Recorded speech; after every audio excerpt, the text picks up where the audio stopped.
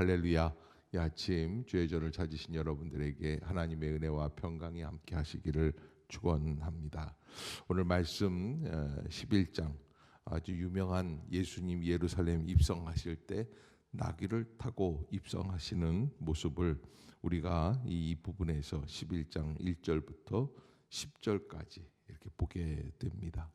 오늘 이 본문에서 예수님께서는 제자들에게 나귀 새끼를 가져와라 이렇게 말씀을 하시죠.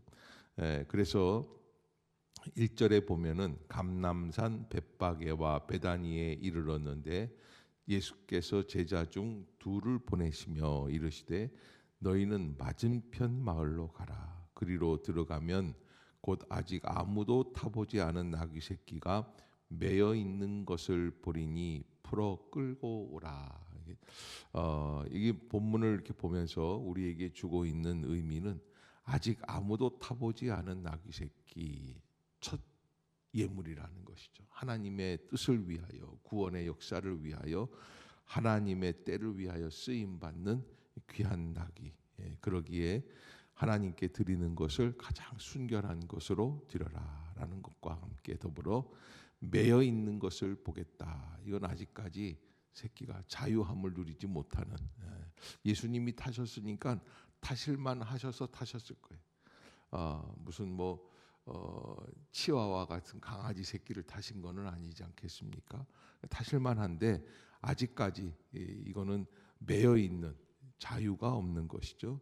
그러나 예수 그리스도를 위하여서 진리를 알지니 진리가 너희를 자유케 하리라 하는 것처럼 예수 그리스도를 위하여 헌신할 수 있는 그런 계기를 허락해 주시는 그런 모습을 보게 됩니다. 그러기에 오늘 본문에서 3절에 보면 만일 누가 너희에게 왜 이렇게 하느냐 묻거든 주가 쓰시겠다 하라. 따라해 봅시다. 주가 쓰시겠다 하라. 다시 한번 주가 쓰시겠다 하라. 그래서 예수님이 자기 자신을 퀴리오스 주님이라고 표현하는 것이 여기가 첫 부분이에요.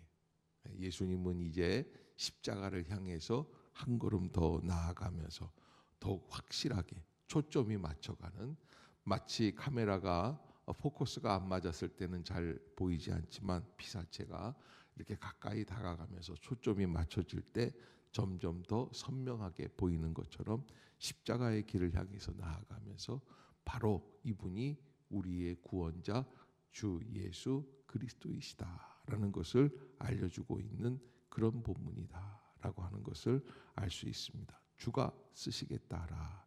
그래서 놀라운 것은 주가 쓰시겠다라 하니까 어떻게 됩니까? 6절 후반부에 이에 허락하게 되었다. 그렇게 해서 끌고 와서 자기들의 겉옷을 그 위에 얹어놓고 예수께서 그 위에 타셨다. 그리고서는 예루살렘에 들어갑니다. 9절을 한번 보겠습니다. 시작.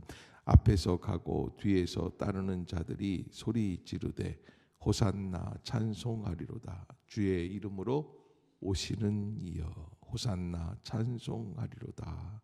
호산나 구원하소서라는 기도문이 반역자나 포로들이 자비를 구할 때, 그러나 본문에서는 성도들, 무리들 만세, 예수님 만세 하는 정도의 뜻으로 사용되는 모습을 보게 됩니다. 그런데 여기에서 한 가지, 예수님께서는 그렇게 아주 거창하게 입성을 하셨는데 12절부터 그 다음 날에 보면은 예수님께서 어떤 사건에 맞닥뜨리는가.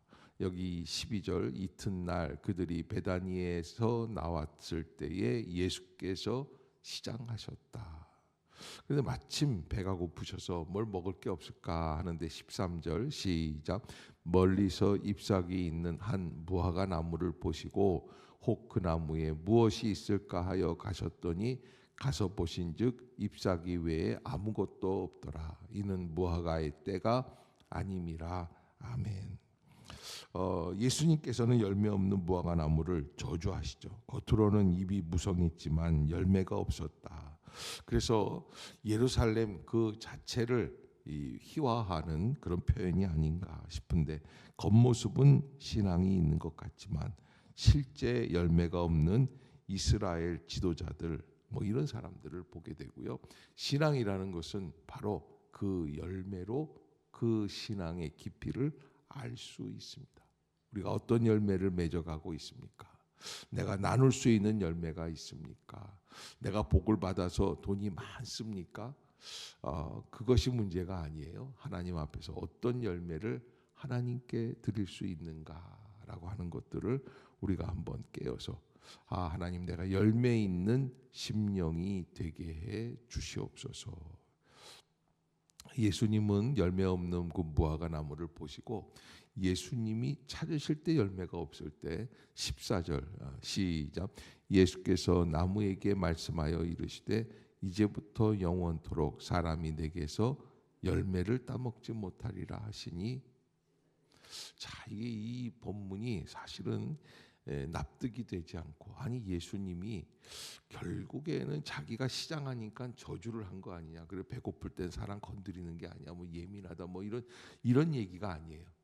이 말씀은 철저하게 열매를 맺어야 하는 예루살렘의 신앙, 근데 열매를 맺지 못하고 있는 입만 무성한 외식주의자, 형식주의자, 겉으로만 드러나는 모습들, 그러기에 우리 안에 진정한 이 열매가 있어야지 된다라고 하는 것. 그 열매를 우리가 첫 번째는 기도의 열매, 그 다음에 두 번째는 뭐 사랑의 열매, 세 번째는 전도의 열매. 그래서 열매를 맺어야지 된다. 나는 어떤 열매가 있습니까? 하는 것. 여러분, 가정의 자녀들, 남편, 뭐 이런 분들이 열매가 될 수 있습니다. 더 나아가서 우리 교회에 전도할 수 있는 전도의 열매들이 있어야지 돼요. 그래서 신앙생활 하다 보면, 저 김 집사는 내가 몇 년도에 은혜 받고 전도했던 사람인데, 한 사람을 전도하는 일에 있어서 최선을 다하는데 자칫 잘못하면 평생 30년, 40년 신앙생활에도 한 사람도 교회에 데리고 와본 적이 없었던 그런 열매 없는 무화과 나무가 되면 안 되겠다라는. 옆에 사람 한번 쳐다보세요. 좋은 말로 할 때 빨리 열매를 맺읍시다. 올해가 그런 해가 되어야 되겠다. 그래서 눈치 볼 거 없이 자존심을 내려놓고 한 사람이라도 교회에 한번 데리고 왔다가 가자라는 거예요. 여러분들이 꼭 그 사실을 아시고 인지하고 어떻게 내가 살아가야 할까 하는 것을 깨달을 수 있어야지 되겠죠. 자, 그 다음에는 이제 성전 정화 사건, 그 유명한 예수님께서 그 예루살렘에 들어가서 성전 안에서 매매하는 자들을 내쫓으시고 돈 바꾸는 자들의 상과 비둘기 파는 자들의 의자를 둘러 엎으셨다. 그러면서 17절 한번 읽어봅시다. 예수님이 성전을 청소하시는 그 가장 중요한 의미, 시작. 이에 가르쳐 이르시되 기록된 바 내 집은 만민이 기도하는 집이라 칭함을 받으리라고 하지 아니하였느냐. 그럼 어떻게 했어요? 너희는 강도의 소굴을 만들었도다. 그래서 이권 다툼이 그냥 모든 게 돈이에요. 그러기에 우리가 문제. 속리산 앞에 법주사 이런 게 있잖아요. 그 절간들 들어가기 전에 거기서 내가 한번 밥을 먹은 적이 있는데 그 얘기를 들었어요. 이 땅이 다 법주사 그 주지 땅이라는 거예요. 아니 그 땅들 그 수없이 수십 채 수백 한 100채 가까이 되는 상가가 다 그 주지 거예요. 그래서 매번 2년에 한 번씩 계약을 하는데 어떻게 해야 되겠어요? 주지한테 잘 보여야지. 그래야 계약이 연장이 되는데. 우리 교회도 이 앞에 다 해가지고서는 저 가람의 상가가 다 우리 교회 거면 얼마나 좋을까 그 생각이 들었는데 그렇게 안 된 게 참 감사하다 생각이 듣기도 합니다. 우리가 하나님 앞에서 강도의 소굴로, 당시에 그런 일들이 많이 있었어요. 대제사장과 장사치들이 서로 연결이 돼가지고 자기의 이권을 위해서 제사 드릴 때 제사용품 이런 것들을 다 자기들이 다 이권 속에서 그렇게 거래가 되는 것, 그것을 하나님이 기뻐하시지 않으신다라고 하는 것을 보게 되고, 여러분 우리가 하나님 앞에서 나의 이익 때문에 신앙생활을 하는지, 아니면 하나님의 영광을 위하여 살아가고 있는지 한 번 더 살펴볼 수 있는 마음이 있어야지 되겠다라고 하는 것이죠. 자, 20절에 보면은 무화과 나무가, 어저께 저주하였던 무화과 나무가 뿌리째 말라 비틀어집니다. 베드로가 깜짝 놀라서 여짜오되 라삐어 보소서, 저주하신 무화과 나무가 말랐나이다. 그러니까 예수님이 23절에서 뜻밖의 말씀을 하세요. 시작. 내가 진실로 너희에게 이르노니 누구든지 이 산더러 들리어 바다에 던져지라 하며 그 말하는 것이 이루어질 줄 믿고 마음에 의심하지 아니하면 그대로 되리라. 아멘. 그러기에 이게 이제 저주의 사건이 다시 기도의 사건으로 바뀝니다. 그러면서 진정한 기도는 무엇인가? 24절 시작. 그러므로 내가 너희에게 말하노니 무엇이든지 기도하고 구하는 것은 받은 줄로 믿고 이루어질 줄 마음에 의심하지 아니하면 그대로 되리라. 아멘. 우리가 기도할 때 하나님 앞에서 어떤 모습으로 기도하는가, 어떤 마음으로 기도하는가 하는 것을 우리가 꼭 잊지 말고, 하나님의 은혜 가운데 우리가 간구하는 것이 이루어지기 위해서 어떤 마음으로 나가야 하는가. 근데 우리가 한 가지 알아야 될 게 있어요. 그것은 우리가 기도하고 구하는 것은 받은 줄로 믿으라, 이렇게 말씀을 하셨는데, 사실은 하나님의 뜻대로 이루어지고 있다라는 것을 우리에게 강력하게 말씀해 주시는 거고, 열매 없는 나무는 뿌리째 뽑아서 말라버릴 수밖에 없는 것이고 하나님의 뜻이에요. 그런데 이런 게 있어요. 기도하지 않으면 그 하나님의 뜻도 이루어지지 않는다. 그러기에 여러분, 우리가 하나님의 비전을 놓고 기도해야지 돼요. 그래서 한번 따라해 봅시다. 나는 지금 믿음의 비전이 있습니까? 믿음의 비전을 가지고 기도하라. 우리에게 맡겨진 구역이 있습니까? 구역을 향하여서 예수 그리스도의 비전을 가지고 기도하십시오. 어떤 비전을 가지고 있는가? 내가 어떤 마음으로 살아가고 있는가? 어떻게 가지고 있는가? 여러분, 우리 교회를 향한 믿음의 비전이 있어야 되고, 자기 자신을 향한 믿음의 비전이 있어야 되고, 믿음의 비전이 없는 사람은 아무것도 성취하지 않는, 정말 많은 능력을 갖고 있지만 그 아무것도 할 수 없는 무능력한 그리스도인. 어제 저는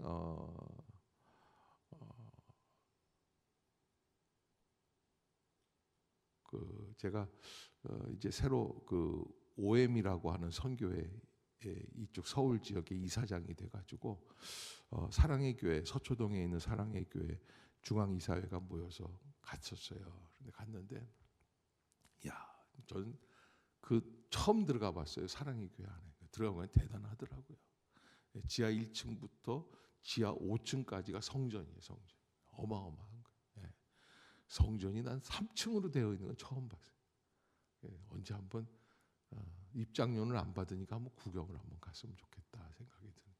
1층, 2층, 3층까지 쫙 있는데 대단하더라고요. 목사님이, 오정현 목사님이 앞에서 이제 인도를 하시고 그렇게 하시는데, 참 대단하다. 작아 보여요. 요만큼밖에 안 보여.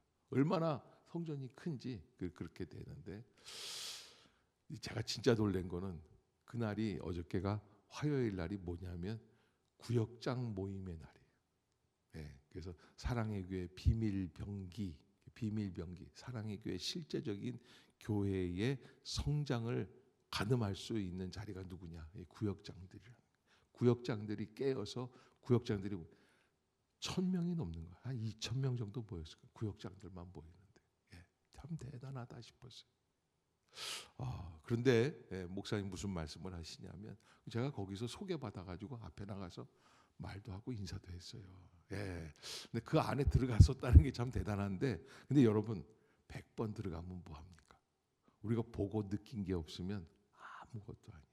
근데 제가 그때 들었던 이야기가 비전이에요. 비전. 당신이 섬기고 있는 구역을 향해서 어떤 비전을 갖고 있습니까?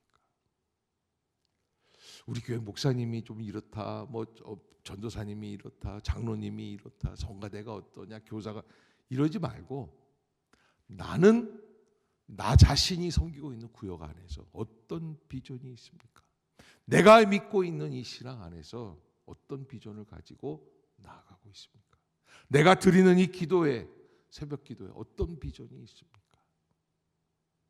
여러분 그 비전에 대해서 한번 깊이 생각해 봐요. 어떤 비전을 가지고 내가 나아가야 될 것인가? 그리고 비전이 없는 사람은 아무것도 아닌 존재가 돼요. 그러기에 비전을 가지고 다시 시작하는 그런 귀한 한 해가 될 수 있기를 주의 이름으로 축복합니다. 그 비전이 있어야 돼요. 예수님께 붙잡혀 있고 예수님을 향하여 달려가는 목표 의식이 있어야지. 돈 벌어서 잘 먹고 잘 살고 아들들 잘 되고 남편 잘 되고 이것만은 비전이 아닙니다. 그거는 욕심이죠. 어쩌면 야망이 될 수도 있습니다. 그러기에 우리가 하나님 앞에서 기도하고 구하는 것, 어떤 비전을 가지고 하나님의 은혜 가운데 이 믿음의 공동체를 섬겨 나갈 것인가 하는 것. 또 마지막으로 이렇게 기도할 때 기도의 자세 25절에 보면 기도라는 게 뭔가라는 것을 잘 말씀해 주고 계세요. 시작. 서서 기도할 때에 아무에게나 혐의가 있거든 용서하라. 그리하여야 하늘에 계신 너희 아버지께서도 너희 허물을 사하여 주시리라 하시니라. 아멘. 서서 기도할 때 아무에게나 혐의가 있거든 용서하라. 그러니까 여러분 우리가 하나님 앞에 나아가서 기도할 수 있는 그 순간에 가장 중요한 게 뭐라고 제가 말씀드리잖아요. 기도는 성전 안에서 하지만 응답은 어디에서 이루어져요? 인간과 인간의 관계 속에서 이루어지게끔 되어 있어요. 그 관계 속에서 거래처하는 사장이 내 마음을 움직여주고 그가 이렇게 해주고 좀 더 배려를 해주고 전세에 들어있으면 집주인이 너그러운 마음을 들어주고 내가 필요한 것들이 있을 때 그 사람이 나한테 좋은 관계를 해줄 수 있는 거예요. 그러기에 우리가 하나님 앞에서 정말로 하나님께 기도하고 있을 때 정말 그 기도가 이루어지기를 원한다면 무엇부터 해야지 돼요? 관계 정리부터 해야지 돼요. 관계가 회복이 돼야지 돼요. 그 사람과의 관계를. 그래서 아무에게나 혐의가 있거든 용서하라. 용서 받으라가 아니라 용서하라. 하늘의 아버지께서도 너희 허물을 사하여 주시리라. 주기도문에도 있죠. 우리에게 죄 있는 자를 용서한 것 같이 우리의 죄를 용서해 달라고 하는 거예요. 자, 그러는데 이런 역사가 이제 귀한 역사가 예수님은 십자가를 향해서 정말 한 걸음 더 가까이 나아가시는 거예요. 죽음을 향해 가고 계시는데 27절 아주 생뚱맞은 사람들이 있습니다. 정말 이 사람들은 참 안타까운 사람들이고 진정 예수님의 비전이 없고요. 자기들의 욕심과 탐욕만이 있는 거예요. 뭐가 있습니까? 예수님에게 자격을 의논하는 거예요. 너 자격이 무슨 자격이 어디에서 자격증이 있어서 여러분 하나님의 아들이신데 사실 이 사람들이 만든 자격증은 무슨 자격증이에요? 자기들이 만든 자격증. 하나님이 주신 자격증이 아니에요.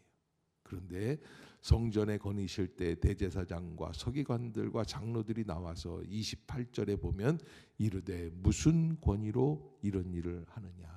그러니까 여러분 우리가 조심해야지 될 게 사람들이 갖고 있는 권위, 자격 이런 것들 사실 제가 목회자를 하지만 목사라고 하지만 이 목사라는 게 이게 하나님이 불러주셔서 택함을 받았다고 해서 받은 자격이라고 하지만 이게 정말 하나님이 인정해 주실 수 있는 목사. 행신 임마누엘 교회 예수님이 오셨는데 너 이덕만 목사 참 대단하다. 내가 너를 인정한다. 이러셔야 되는데 내가 널 모르겠구나. 그러면 그는 진정한 목사라고 할 수 없어요. 장로도 마찬가지고 권사도 마찬가지고 구역장도 마찬가지고 집안의 엄마 아빠 노릇을 하려면 어떻게 합니까? 자녀들을 위해서 무진장 헌신하는 거예요. 그것이 부모의 권위죠. 그런데 이 대제사장들과 서기관과 장로들은 무엇만 있습니까? 권위만 있지 헌신은 없어지는 거예요. 그런 사람들. 그러기에 우리가 하나님 앞에서 정말 권위가 있다면 정말 하나님 앞에서 내가 무엇을 위해서 섬겨나가야 할 것인가. 섬김의 자세. 그래서 따라해 봅시다. 섬김의 권위를 얻게 하소서. 정말 밑에서부터 섬겨나가서 헌신으로 하나님 앞에 영광을 돌릴 수 있는 그런 헌신의 역사들. 우리 교회도 헌신하는 분들이 너무 많이 계시죠. 늘 평소에도 오셔서 교회를 쓸고 닦고 헌신하면서 세워나가고 말만 하는 게 아니라 모양만 있는 게 아니라 최선을 다하여서 섬겨나가는. 자, 그렇게 하나님께서 우리에게 원하시는 것이 무엇인지를 한번 살펴보아야 한다. 예수님께 무슨 권위로 이렇게 하느냐? 그러니까 예수님이 이렇게 말씀을 하세요. 30절에 요한의 세례가 하늘로부터냐 사람으로부터냐 내게 대답하라. 그러면 이게 참 예수님이 되질문을 하시는 거예요. 이거 어떻게 대답을 해야 될까? 사람으로부터다 그랬으면은 어찌하여 다른 사람들이 다 이 세례 요한을 참된 선지자로 아는데 어떻게 그런 식으로 얘기를 하느냐? 만약에 하나님으로부터다 그랬으면 그러면 하나님으로부터인데 왜 믿지 않고 요한을 죽이는 데 넘겨? 이게 양갈래. 예수님이 정곡을 찔르시는 거예요. 그들은 진정한 하나님의 권위에는 관심이 없었어요. 자기 편이냐 아니냐만을 따지는 거예요. 이건 하나님 앞에서 너무나 두려운 모습이죠. 하나님의 역사를 가지고 자기들의 이권에 다 묻혀버리는 그런 모습들을 보게 됩니다. 그래서 33절에 예수님이 대답하여 이르되 우리가 알지 못하노라 하니 예수께서 이르시되 나도 무슨 권위로 이런 일을 하는지 너희에게 이르지 아니하리라. 그러기에 여러분 기도해도 응답이 오지 않을 때는 조심해야지 돼요. 해줄 말씀이 없으신 거예요. 그러기에 항상 겸손한 자세로 하나님 응답하여 주시옵소서. 어떤 사람은 응답 못 받는 것이 그 사람을 위해서 더 좋을 수도 있어요. 왜냐하면 응답해 주시면 잘못된 교만으로 다른 길로 갈 수 있어요. 그래서 하나님이 응답 안 해주시는. 그러기에 우리가 하나님 앞에 깨어서 정말 겸손하게 사람들 앞에서 자기를 겸손하게 낮추면서 하나님 앞에 영광을 돌릴 수 있는 적반하장이죠. 예수님께 무슨 권위로 이런 일을 하느냐. 이거는 말도 안 되는 이야기입니다. 그것을 여러분들이 꼭 잊지 마시고 기억하시고 하나님 앞에서 믿음으로 나아갈 수 있는 예수님은 지금 십자가를 향해서 한 걸음 정확하게 한 걸음 더 깊이 있게 나가신다. 이제 마가복음이 16장까지인데 11장이니까 얼마 남지 않았어요. 이 예수님의 아주 한 걸음 한 걸음 십자가를 향한 걸음들이 진행이 되고 있다라고 하는 것. 그래서 예수님은 어떤 권세를 갖고 있습니까? 온 인류를 위하여 당장에는 그 이스라엘을 위하여 예루살렘 사람들을 위해서 자기 자신이 죽으실 권위가 있는 그 마음을 가지고 섬겨나갈 수 있는 그런 믿음의 성도들이 될 수 있기를 주의 이름으로 축복합니다. 기도하겠습니다. 사랑의 하나님 은혜를 감사합니다. 이 아침도 저희들을 깨워주시고 불러주시고 인도해 주시는 줄로 믿습니다. 주시는 말씀이 우리에게 참된 은혜가 되게 해 주시옵소서. 성령의 길이 열리게 하여 주시고 은총의 길이 열리게 하여 주시옵소서. 어떠한 길로 나아가고 있는지 깨닫게 하여 주시고 마침내 주의 은혜 안에 이르게 하여 주시옵소서. 성령께서 함께 해 주시는 축복된 하루가 되게 해 주옵소서. 예수님의 이름으로 기도드리옵나이다. 아멘.